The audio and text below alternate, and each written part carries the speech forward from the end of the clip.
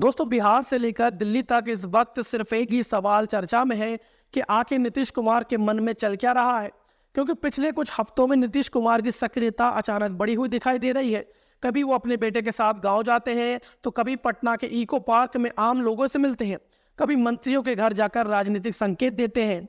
और देखने में ये सामान्य गतिविधियां लग सकती हैं, लेकिन इन्हीं के बीच अगर पटना और दिल्ली के बीच बिहार के आईपीएस अधिकारियों के ट्रांसफर और पोस्टिंग का मुद्दा टकराव की शक्ल ले ले, तो ये एनडीए गठबंधन के लिए किसी भी हाल में शुभ संकेत नहीं माना जा सकता। खास करके तब जब यह माना जाने लगे कि नीतीश कुमार के सामने अब एक ऐसी राजनीतिक परिस्थिति बन चुकी है जिसमें वो भारतीय जनता पार्टी के बिना भी सरकार चला सकते हैं। जरा पीछे मुड़कर देखिए कि जब नीतीश कुमार के पास सिर्फ 43 विधायक थे, तब भी उन्होंने गृह मंत्रालय पर कोई समझौता नहीं किया।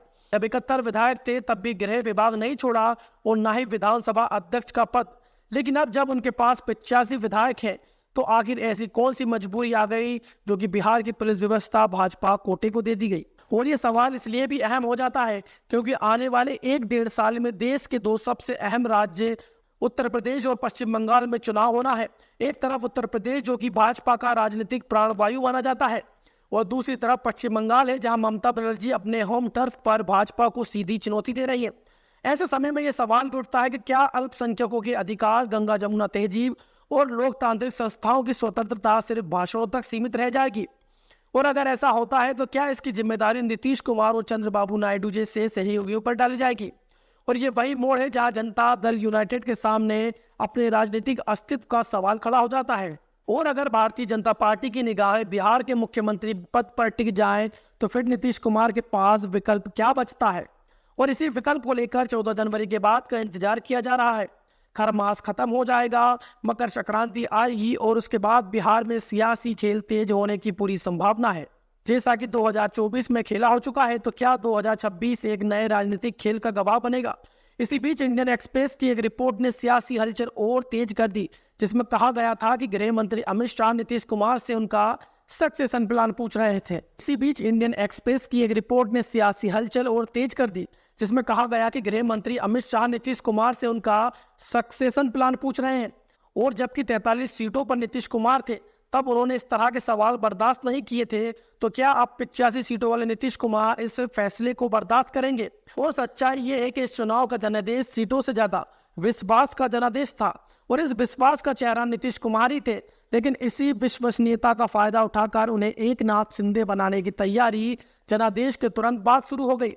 पहले उनसे गृह मंत्रालय छीना गया और फिर आईपीएस अधिकारियों के ट्रांसफर की फाइलें दिल्ली में अटकने लगी। जबकि बिहार में लॉ एंड ऑर्डर और पुलिस प्रशासन नीतीश कुमार की सबसे बड़ी राजनीतिक यूएसपी रही है। इसी बीच बुलडोजर मॉडल ने महादलित, अति पिछड़ा और सामाजिक न्याय की राजनीति को नुकसान पहुंचाया है। और जब नुकसान इस स्तर तक पहुंच जाए कि वोट बैंक दरकता दिखाई देने लगे, तो फिर खेल नीतीश कुमार ही करेंगे। ये संभावना और मजबूत हो जाती है। एनडीए के अंदर भी दरार की आवाजें अब साफ सुनाई दे रही हैं। उपेंद्र कुशवाहा की पार्टी के विधायक हो या लोजपा के अंदर असंतोष, हर तरफ अस्थिरता का माहौल है। वहीं राज्यसभा की 5वीं सीट का सवाल बिहार की राजनीति में निर्णायक बनता जा रहा है, क्योंकि 41 के जादुई आंकड़े तक कौन पहुंचेगा, ये तय करेगा कि सत्ता का संतुलन किसके पक्ष में जाएगा। और यहीं से दिल्ली की सत्ता की सांसें बिहार और आंध्र प्रदेश से होकर गुजरती दिखाई देती है। अगर इनमें से एक भी राज्य का राजनीतिक संतुलन बिगड़ता है, तो मोदी सरकार की स्थिरता पर सीधा असर पड़ सकता है। और इसलिए अब सवाल ये नहीं रह गया कि खेल होगा या नहीं, बल्कि सवाल यह है कि खेल पहले कौन करेगा, नीतीश कुमार या भारतीय जनता पार्टी। क्योंकि इतिहास गवाह है कि बिहार की राजनीति में असंभव को संभव बनाने की कला अक्सर दिल्ली के चालों को मात देती आई है। और अब बाजी किसके हाथ लगेगी, ये तो आने वाले कुछ हफ्ते तय करेंगे। और फिलहाल के लिए इतना ही।